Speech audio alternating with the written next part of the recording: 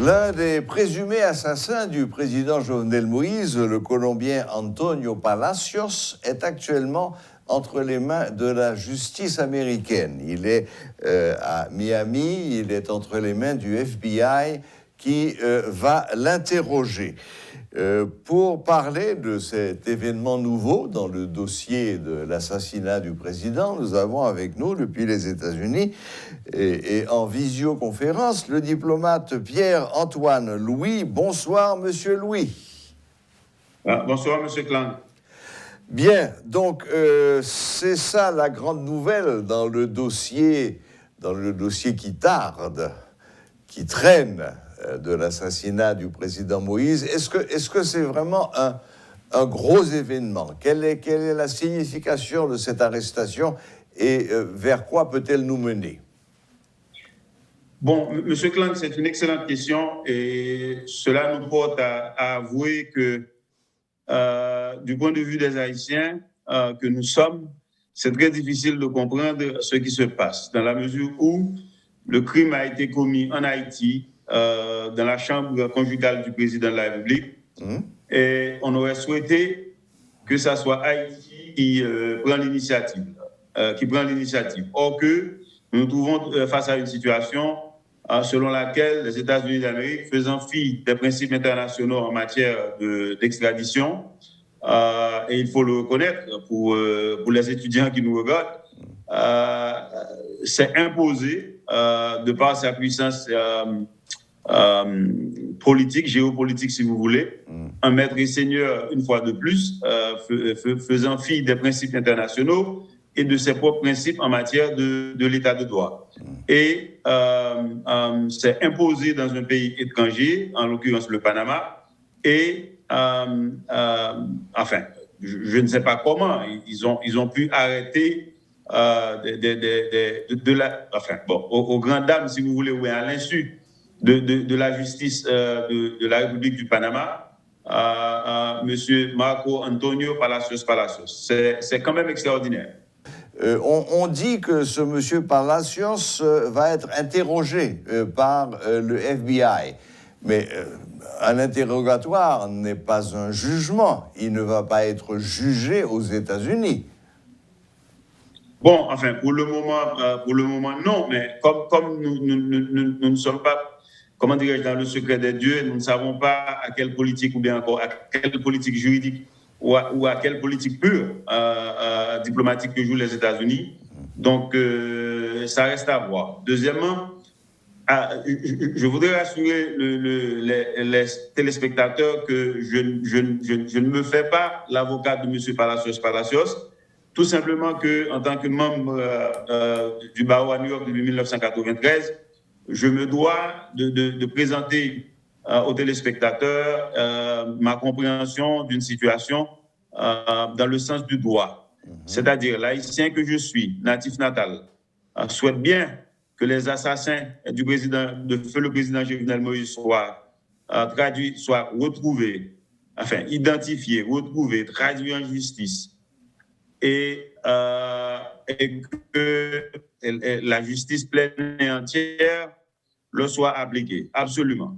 Cependant, le politologue, l'avocat, le diplomate que je suis, doit quand même questionner, si vous voulez, la procédure qui est utilisée. Je m'explique. Monsieur Palacios était en transit au Panama, apparemment en direction de son pays natal, la Colombie. Et coup de théâtre, il est appréhendé. Une intercession des États-Unis. Il est arrêté apparemment par la justice panaménienne ou par les Américains avec l'assentiment de la justice panaménienne. Et signalons que la façon dont ça se fait normalement, c'est que si les deux pays ont un traité d'extradition, le traité explique ou bien trace la procédure à suivre. Normalement, la procédure est comme suit. Nonobstant le fait qu'un individu soit extradable, et pour le moment, je n'ai pas d'indice pour savoir si oui ou non M. Palacios est extradable, mais à supposer qu'il soit arguendo extradable. La procédure est normale est que les États-Unis introduisent une demande d'extradition que la justice panaménienne, M. Palacios devrait être traduit devant la justice panaménienne qui statuerait sur le bien fondé de la requête des États-Unis. Oui. Ce sont les autorités judiciaires qui décident de l'extradition ou non d'une personne qui est recherchée par la justice d'un autre pays avec lequel un pays, en l'occurrence le Panama, maintient, n'est-ce pas, enfin les deux pays ont signé un traité d'extradition. Donc dans le cas d'espèce, les États-Unis introduiraient une demande et la justice panaménienne statuerait sur la situation. Des témoins seraient entendus, dont M. Palacios lui-même, et puis la justice panaménienne déciderait du bien fondé de la demande des États-Unis. Et si la demande est bien fondée et tous les éléments s'y trouvent, la justice panaménienne prendrait le temps qu'il faut pour que M. Palacios soit formellement, selon une procédure judiciaire célère, extradé vers les États-Unis. Mais il n'en est pas le cas, ce n'est pas ce qui s'est passé. Ça, ce n'est pas la façon dont ça se fait. Il me semble, sans être dans le secret des dieux, et je parle de façon totalement objective, et de la manière, si vous voulez, d'un praticien qui ne fait pas de sentiments, qui n'y met pas ses opinions, mais la procédure est extraordinaire. Si les États-Unis détiennent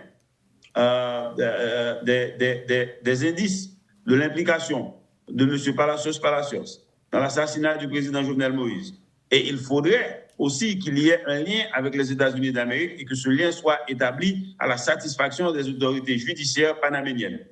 Et la procédure ne serait régulière que de cette façon et uniquement de cette façon. Il n'existe pas d'exception qui permet aux États-Unis, nonobstant sa puissance dure, d'intercéder et de manu militari conduire M. Palacios à Miami. C'est totalement extraordinaire, illicite et, dans le contexte du droit international, inacceptable. Les États-Unis devraient bien mesurer le poids de leur comportement compte tenu de cette situation. Est-ce que finalement, tout cela n'est pas arrivé parce que, ici, sur place, en Haïti, nous ne sommes pas prêts, nous ne sommes pas équipés pour traiter d'un dossier aussi lourd que celui de l'assassinat du président Jovenel Moïse, dans lequel, dès le départ, toute une équipe de, entre guillemets, mercenaires étrangers était impliquée? Bon, excellente question encore une fois, M. Crank. Effectivement, Haïti est apparemment aux abonnés absents, ou bien tout simplement, les acteurs jamaïcains, colombiens, puis américains et maintenant panaméniens ont tout simplement décidé qu'Haïti, en tant que pays, n'existe pas. Maintenant, on n'a pas besoin d'être nationaliste, c'est tout simplement une question d'objectivité, une question de droit. Et je ne m'y adonne qu'à cela, qu'à expliquer la situation juridique. Maintenant, nonobstant l'implication directe ou indirecte de M. Palacios, qui, selon ce que j'ai lu dans la presse internationale, en l'occurrence le Miami Herald et The Guardian, un newspaper de la Grande-Bretagne, M. Palacios aurait admis être dans la salle, enfin dans la chambre du président au moment où il a été assassiné, même s'il a nié son implication directe. C'est une chose. Donc ça veut dire que le nexus avec Haïti est clair. M. Palacios se trouvait en Haïti, dans la chambre du défunt, et lui-même aurait avoué y avoir été présent. Bon, là encore, là c'est au moins association de malfaiteurs, sans aller plus loin. Haïti a interjeté une demande à travers une requête rouge auprès d'Interpol. Alors, souffrez que, absent un traité d'extradition entre la Jamaïque et Haïti, la demande d'Haïti est hypothétique. Oui. Absolument. Oui. Et les Jamaïcains, en tout état de cause, ont décidé de suivre la procédure célère. Maintenant, je voudrais ajouter un autre élément pour que le public en soit très bien édifié. Haïti et la Jamaïque sont membres de la communauté caribéenne, communément appelée CARICOM.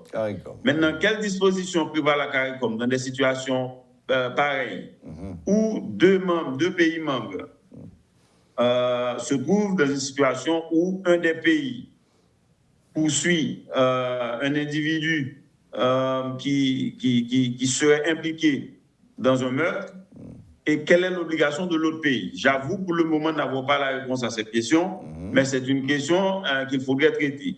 Donc, et si la Jamaïque avait une obligation quelconque diplomatique envers Haïti, compte tenu de leur appartenance à la CARICOM, ce serait vraiment regrettable, et Haïti devrait vraiment, et dans ce sens, dans ce cas de figure, considérer son appartenance à la CARICOM. C'est une chose. La deuxième chose, c'est que, en tout état de cause, si on met de côté cet aspect de la chose qui est certainement très important, on doit dire que les Jamaïcains n'ont fait qu'appliquer leur loi. Mais je vous interromps une seconde, Monsieur Louis. Ouais. Est-ce que les Jamaïcains ne sont pas allés un peu plus loin en faisant savoir que le dossier de demande d'extradition qui avait été déposé par Haïti, le dossier était léger, il n'y avait pas beaucoup de preuves, il n'y avait pas beaucoup d'éléments qui permettaient aux Jamaïcains de prendre leur décision. C'est pas comme ça que ça s'est passé?